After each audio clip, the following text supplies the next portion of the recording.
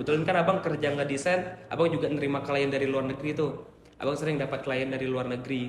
Kemarin baru dapat dari Dubai. Wow.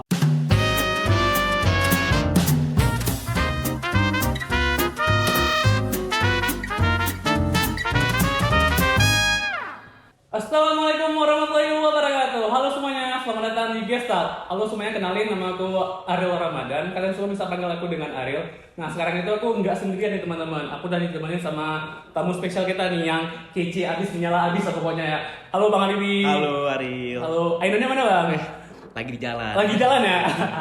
Oke, jadi pada podcast hari ini tuh kita bakal mengulik atau membahas tentang, kalau nggak salah Bang Habib ini lagi bekerja di ini ya Bang, sinematografi ya Bang ya? Betul sekali Ariel, tepatnya di Ilusinema. Oh, nah jadi buat kalian yang penasaran langsung aja ya, stay tune di video ini. Oke, sebelum itu Bang boleh dong Bang dikenalin dulu nama Abang siapa, asal Abang dari mana gitu Bang? Nama Abang M. Mustika Habibi. Abang sekarang duduk di bangku perkuliahan Ilmu Komunikasi angkatan 2022. Riwayat penyakit asam lambung. Waduh, ada riwayat penyakit juga nih Bang? Ada dong. Oke Bang, kalau boleh tahu nih Bang, Abang ini asal dari mana nih Bang? Kalau abang berasal dari daerah paling ujung Aceh, Aceh Tamiang. Aceh Tamiang. Nah kan itu paling ujung Aceh tuh Bang. Kenapa Bang milihnya itu di Banda Aceh kuliahnya? Kenapa nggak di Medan aja langsung Bang? Kan kalau misalnya kita tengok kualitas kan biasa orang lebih memilih di luar gitu kan? Kompleks sebenarnya, cuman dari tanggapan orang tua juga lebih milih ke Aceh karena dari segi sosial dan budaya Aceh itu lebih islami. Asik. Memang kalau dari segi jarak dari rumah abang ke Medan itu cuma 3 jam, Iya. 3 atau 4 jam. Tetapi secara sosial dan budaya itu udah berbanding 180 derajat. Iya benar. Jadi orang tua abang takut kalau anaknya nakal, bandal, jadi ya udah di Aceh aja gitu. Jadi di Aceh nih pilihnya ya. Di Aceh. Nah kan ini dengar-dengar nih Bang, Abang ini ya apa gap year ya? Gap year betul. Nah kalau boleh tahu sebelumnya itu jurusan apa tuh Bang? Sebelumnya abang nggak kuliah, Nggak kuliah? abang kerja setahun. Kerja setahun di sinematografinya juga atau? Enggak, abang kebetulan lulusan multimedia. Multimedia. Di multimedia itu kami mempelajari banyak hal. Salah satunya tuh foto dan video, desain. Dan sebenarnya hal yang abang mastering tuh desain, bukan foto dan video. Nah, abang di tahun pertama lulus, abang kebetulan gak lolos SBMPTN dulu SBMPTN. namanya. Karena gak lolos SBMPTN, ya udah abang ngerasa wah gagal banget nih aku jadi orang, nggak ada tujuan hidup segala macam. Terus tiba-tiba diajak kakak kerja di Matang, Matang ya. kerja di brand skincare. Tit. Nah, Sebut aja sih. Siapa tahu nanti kita mengendorse Yes, semuanya boleh, kan boleh, ya. boleh. Brand skincare MS Glow. MS Glow. Kebetulan kakak distributor Aceh. Jadi Aceh ini kakak yang pegang semua. Abang diajak kerja ke situ, abang di bagian desainer grafisnya. Oh, jadi kalau boleh tahu abang udah berapa lama nih mengenal tentang sinematografi gitu? Sinematografi. Kalau sinematografi jujur abang baru mendalami ini ketika abang masuk kuliah. Sebelumnya abang hanya fokus di desain. Bahkan abang kalau dari segi foto dan video itu abang nggak bisa sama sekali, anjlok kali abang. Kalau foto masih oke lah, tapi kalau video abang nggak pernah pegang sama sekali. Kameranya itu ya. Kamera pernah, cuman kadang kan ada beberapa orang yang wah bisa pegang kamera berarti bisa buat video. Nggak bisa, abang cuma bisa foto sama desain. Video ini baru-baru aja abang mendalami selama abang masuk kuliah. Nah kan kayak tadi kita sampaikan Bang Habib ini sedang bekerja di industri sinematografi kan ya. Betul. Nah apa yang membuat abang tuh tertarik gitu Bang untuk bekerja di sinematografi itu Bang? Yang membuat tertarik ya, sebenarnya kalau ini terlepas dari orientasinya uang ya. Kalau Oke. kerja kan kita memang incar uang. Iya, benar. Tapi abang pribadi kenapa ambil industri sinematografi ini? Karena bagi abang, ini kita bicara sosial budaya politik Aceh ya.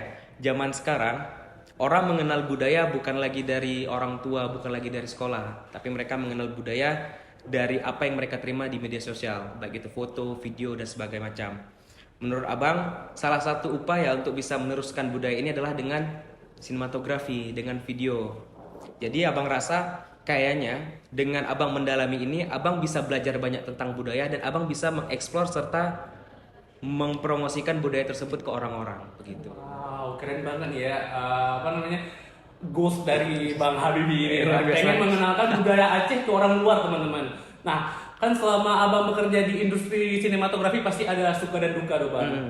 Boleh nggak abang ceritain kayak sukanya apa, dukanya apa gitu bang? Sukanya dulu ya. Boleh. Kalau sukanya tuh banyak sekali pengalaman baru yang abang dapatkan di industri sinematografi ini. Nah, mungkin saat ini posisi abang di industri ini bisa dibilang kalau kita lihat orang-orang yang kayak Ilham Nabila, orang-orang besar di Banda nih, mereka udah level 1000. Abang masih level 10. Abang masih kroco kali lah kalau dibilang dibandingkan yang lain. Tapi sukanya abang ketika masuk dalam industri ini adalah terlepas latar belakang apa yang abang punya, terlepas mau level berapapun yang abang tempati saat ini, abang tetap belajar banyak dari industri ini. Jadi kami itu ketika turun ke lapangan syuting itu ada tim. Timnya mungkin terdiri dari 5 sampai 10 orang atau bahkan lebih. Nah, di tim ini memang perannya memang ada beberapa yang kecil, ada beberapa yang besar. Dan abang kebetulan selama abang di sinematografi ini abang cuma dapat peran yang kecil. Tapi yang bikin abang suka dan jatuh hati sama industri ini adalah sekecil apapun peran kita itu sangat penting, dan sambil abang mendalami peran abang bisa belajar banyak hal baru. Jadi sukanya itu adalah abang belajar banyak hal baru, abang bisa belajar banyak tentang budaya, belajar banyak tentang sinematografi, atau bahkan dalam industri ini aja abang bisa mendapatkan banyak relasi. Nah, kalau dukanya sendiri, kita sama-sama tahu ya, kalau di Aceh ini memang kalau soal uang kayak makanan harimau, rebut-rebutan, semua mau. Nah, dukanya itu di Banda, kalau Ariel ulik-ulik lagi, itu industri kreatif cukup banyak, mungkin ada puluhan, ratusan, kita nggak tahu. Nah, itu dukanya. Kalau kita orientasinya uang, nggak bakal kenyang kita kerja di industri ini. Tetapi apa yang bikin abang bertahan dan bikin abang ngerasa jatuh hati sama industri ini adalah kecintaan abang sama budaya. Abang ngerasa kalau abang terus mendalami industri ini, bakal banyak budaya-budaya baru, atau bahkan hal yang nggak abang tahu jadi tahu abang berkat industri ini. Kalau dukanya mungkin ya lebih ke situ ya, karena nggak tiap hari ada, nggak tiap bulan ada, tapi pasti ada. Mungkin setahun sekali gitu. Nah kan kalau misalnya kita ingin melakukan sesuatu hal itu pasti ada role model lah. Sebagai contoh mungkin kayak aku pengen jadi main bola, pengen kayak Ronaldo. Oh iya. Nah, kalau abang ada nggak role model ya bang? Ada. Jadi jujur abang ketika gapir itu, abang kan ibaratnya tahulah makan tak selera, mandi pun tak basah, itulah bahasa orang kan. Galau kali. Terus dibilang kebetulan abangnya abang kan kuliah di Indonesia juga, dihibur lah bang. Ish, kau sedih kali kau. Nih kau lihat nih kawan abang, namanya ada Bang Reji. Bang Reji kalau abang lihat video ini, salam luar biasa untuk abang. Jadi dikenalin IG Bang Reji ke abang. Nih kawan abang namanya Bang Reji, Ilkom Lighting 19. Kau lihat nih, jago kali dia buat video.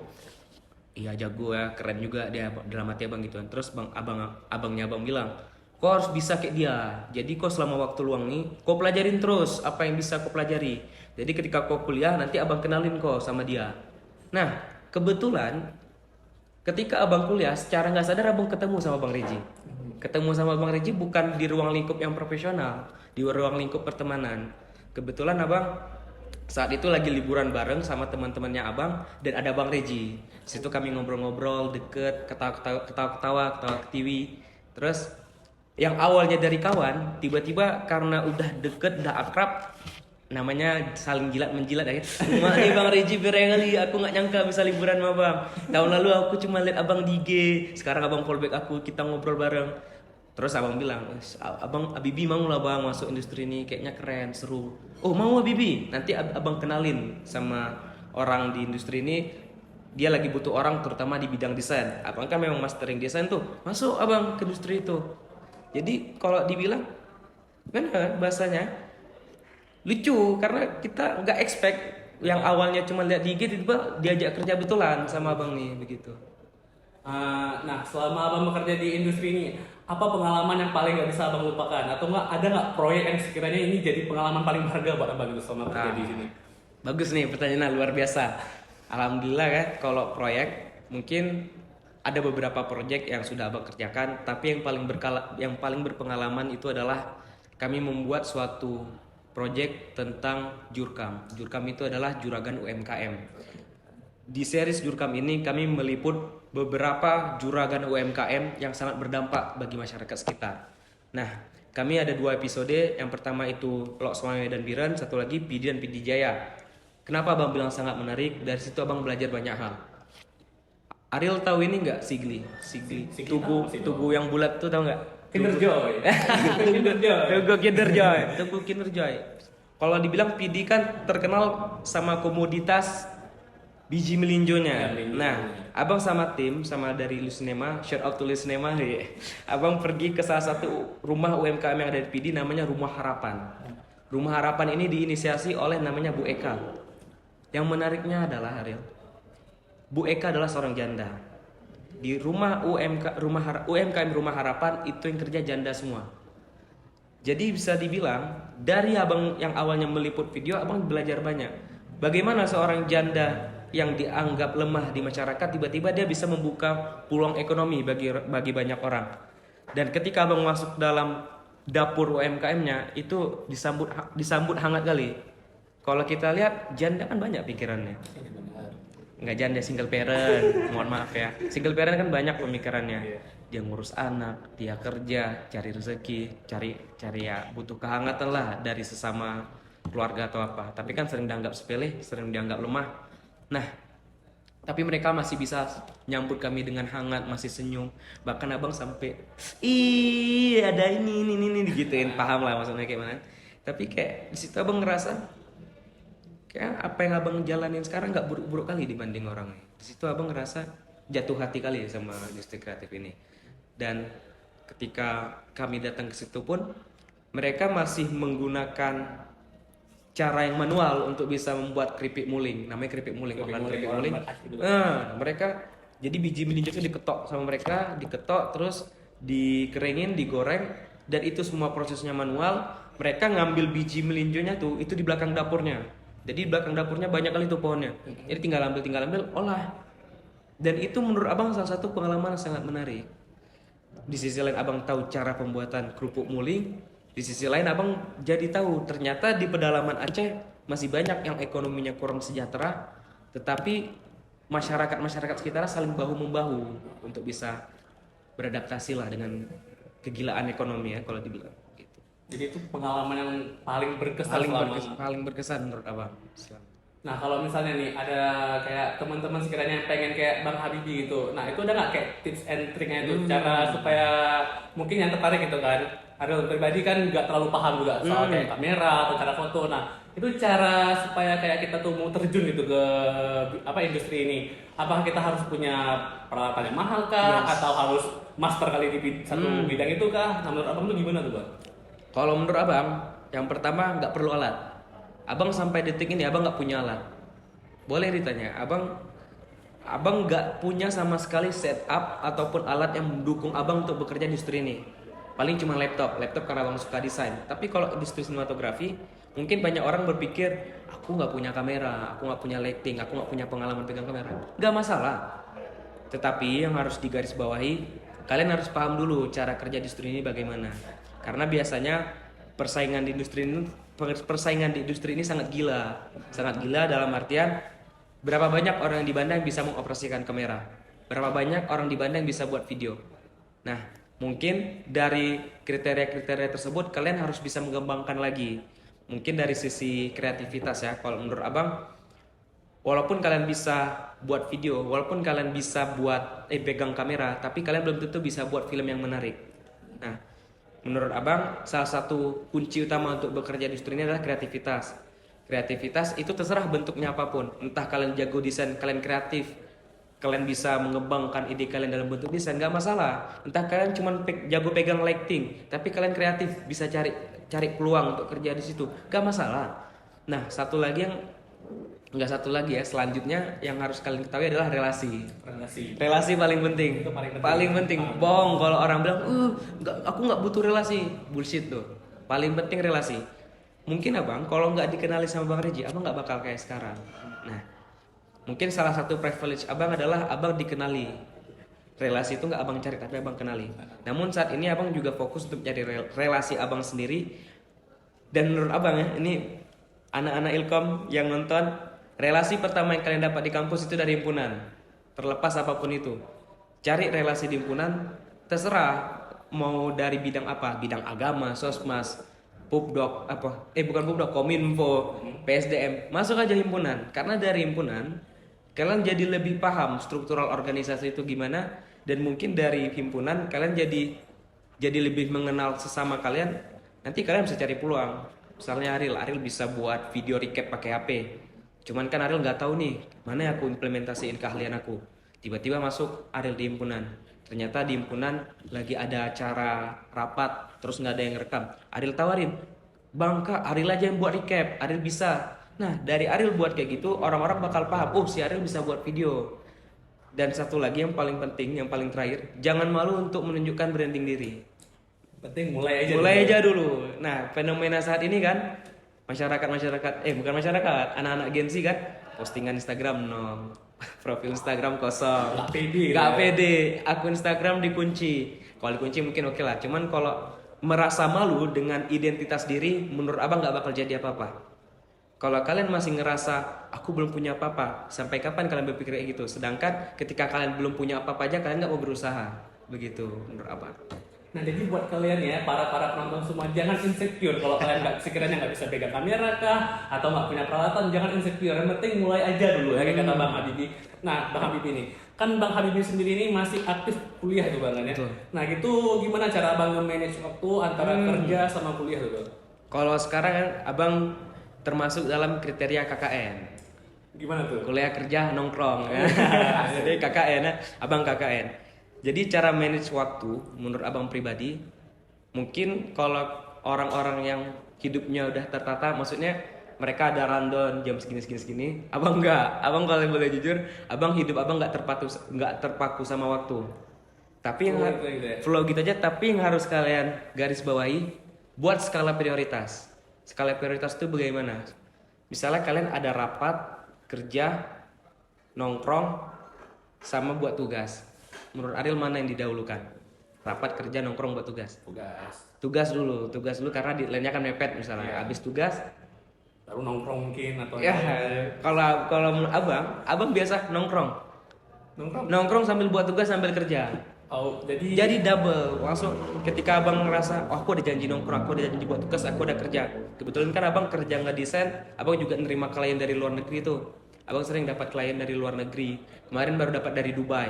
Wow. Dubai desain, ngedesain ngedesain poster makanan. Nanti mungkin bisa abang kirim, tampilin bar ya, ting. Editor tolong ya editor.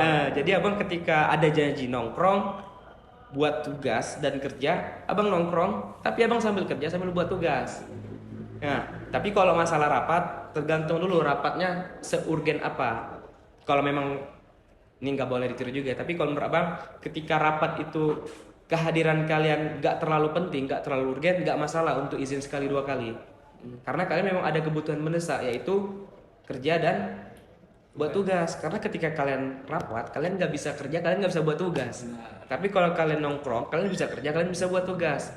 Itu yang abang pegang sampai sekarang, dan itu menurut abang nggak berlaku bagi semua orang. Tapi mungkin bisa kalian coba. Ketika kalian nongkrong, kalian bisa ngelakuin hal lain juga.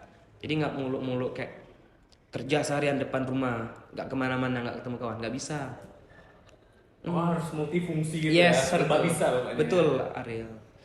Nah, kalau masalah pekerjaan tuh Bang, itu ada pro kontra nggak Bang dari pihak keluarga kah atau dari siapa? Mungkin kan pasti ada kayak mungkin orang-orang zaman ya pasti memandang kayak ngapain kerja gitu, mending PNS aja Yes, yang betul. betul gitu kan gajinya gitu Bang. Kebetulan ayah abang PNS. Iya. Dan ayah abang mendukung ketika abang berkarir sambil berkuliah. Bahkan ketika tahu abang bekerja sambil kuliah, dia bilang, bagus.